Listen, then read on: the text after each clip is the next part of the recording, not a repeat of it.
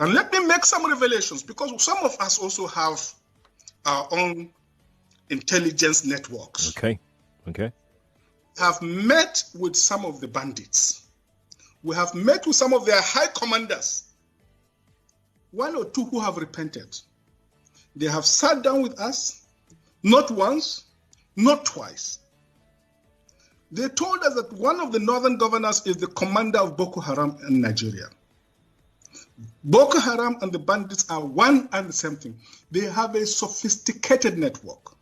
During this lockdown, their planes were moving up and down as though there was no lockdown. Moving ammunitions, moving logistics, moving money, and distributing them in different parts of the country. They're already in the south, in the rainforest of the south.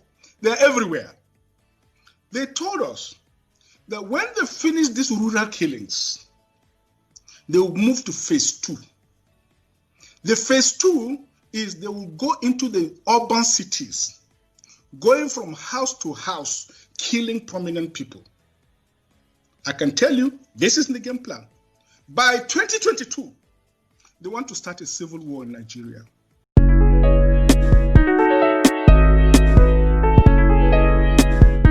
Hello guys, welcome back to another episode of Joseph of Theory. Hope you guys are having a wonderful time. So today I really wanted to talk about the country Nigeria and the situation on the ground.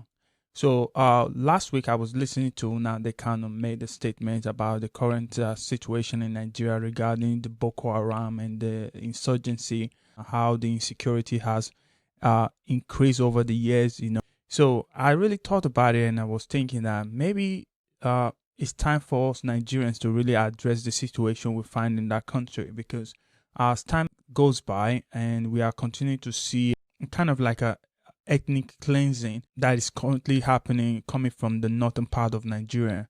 It's not just to say that the Fulanis are responsible for all the problems that we find in Nigerians, but mostly all terrorists or Boko Harams are mostly from Fulanis, House of Fulanis people.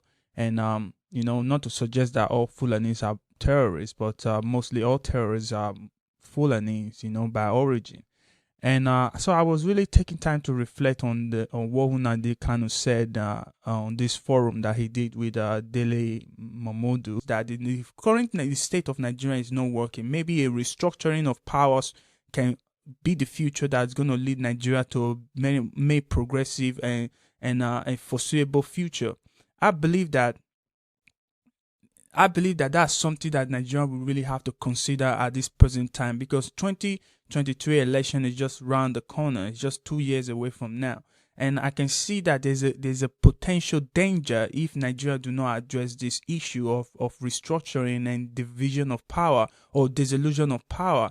And also the idea of unity and nationhood, which is not really in Nigeria, it has becoming a problem as the day goes by, because more people are starting to feel like they are not part of the nation.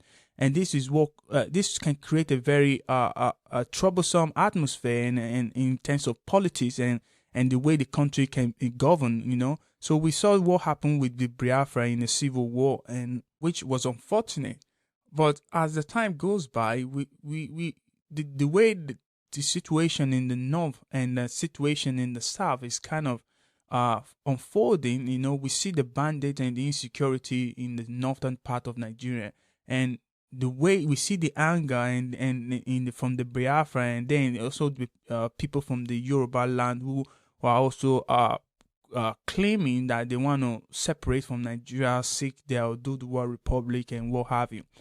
It's becoming a very toxic place to govern in terms of political stability, because then if you have different parties within the country who are not content with how the country is being governed, I think it's going to be a rough 2023 election for Nigeria. So I think it's best for Nigeria now to sit down and really address this issue before it becomes too big that they cannot control. Because if the northern part of Nigeria is mainly based on the Muslim value, then Nigerians really have to sit down with the thinkers and intellectuals to draw out a constitution and something that can work on for both regions, which is the southern region and the northern region part of the nation, to find how they can compromise and sit together on the same table and create a more system that that is robust and that is inclusive, so that everybody can feel part of it. What the people are saying in the Biafra and the Yorubas are like, Nigerians doesn't belong to us. Nigerian constitution is false, is flawed, and should be overhauled, and all kinds of this rhetoric that you hear from the southern part of Nigeria, and especially from the Biafra, is becoming more valid. Nnamdi Kanu prediction or what he's fighting for is becoming more prevalent. At the end of the day, when you see the insecurity that is coming from the northern part of Nigeria, and we saw the killing in Borno State the other day, and the way he's pouring down towards the southern part of Nigeria, it's almost like kind of invasion. But the remarkable thing is that we have a president that is from the northern part that do not see this as any problem, that do not see this that as an emergency or something of an urgency to act upon immediately. So I really fear the future of Nigeria, and I fear that there's going to be a civil war, and I fear that there's going to be another political instability in Nigeria in the year 2023 or maybe before then. Because I've been having this vision of Nigerians flag being torn apart and being ripped apart and scattered. So I really don't want that. I just want a peace. As a Nigerian myself, I really want the country to be peaceful. But also we have to wake up to the reality that, well, the country hasn't been governed properly over the years. So it's almost like you're wishing for something that is almost impossible, because we know that how the power is structured in Nigeria. So I really pray that Nigerians should break up. It's either we break up or we restructure the country, which kind of put the current affair of Nigeria in a very shaky ground, because I know the people from the northern part of Nigeria do not agree and do not side with the idea of restructuring. They always shut it down when the debate comes up that we need to restructure Nigeria. They find a way of using another narrative and another explanation to always shut down the argument, like, what restructuring to what? Restructuring, what does that look like? Restructuring what? And then the idea of breaking up or separation, which they don't want, because at the end of the day, most resources that we claim to have as a Nigerian mostly come from the southern part of the country. So I think it is not going to be in the best interest for the northern part of the country to see the Nigerian break up into 2 or 3 or 4. So I really pray that Nigeria don't have to break up. But the current situation is very scary, and I think that Nigeria as a nation is standing on shaky ground, because it's either we address the issue of restructuring now, or we break up.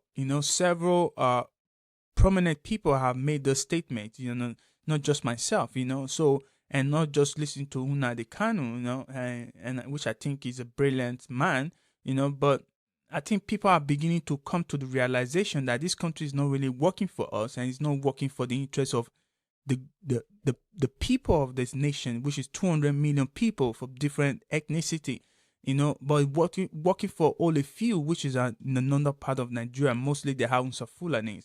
It's not just to label them as the people that runs the affair of Nigerian down, or the people that I don't want to label them as the problem of Nigeria, but at the same time, I think it's also wise for if they consider that the power balance, the idea of equal balance and restructuring or proper governor, finding a new person who can take the nation and create this nationhood and create this and kind of resolve the problem, before it gets to a point whereby we're all going to regret.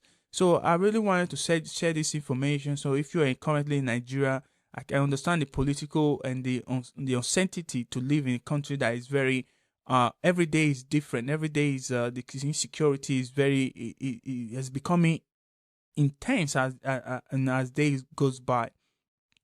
So, I just pray that Nigerians shouldn't break up. But if Nigerians really want to take this opportunity, like this video I'm doing, to take this opportunity to just take this opportunity to really address the problem before it reaches to the point whereby the country collapses, and then a place we used to call home is no longer what it is. You understand me? So we saw that happen USSR. We saw that happen in Sudan as well. We don't want another civil war. Nigeria has already had a history of civil war, so it wouldn't be wise and to have another civil war, you know. So I really pray that Nigerians leaders get to the point and address the issue while they can before it gets out of hand, you know. And seen in the vision, the flag has been torn apart as Nigerian flag has been burned. So I really pray that Nigeria does not break up and does not collapse as a state. You know, that's just my take, and I really wanted to share this with you guys. And if you guys think is better Nigeria restructure now or avoid breakup, or should we just break up and go our separate ways? So let me know your thought and leave it in the comment below. And I just really wanted to share it as a Nigerian. You know, it's my country, and you know, I'm concerned with what's going on there and also the people that live there as well. So that's just my thought. And if you enjoy this, please subscribe to the Ozara Theory, and I'll see you guys in the next one. All right, take it easy now. Bye bye.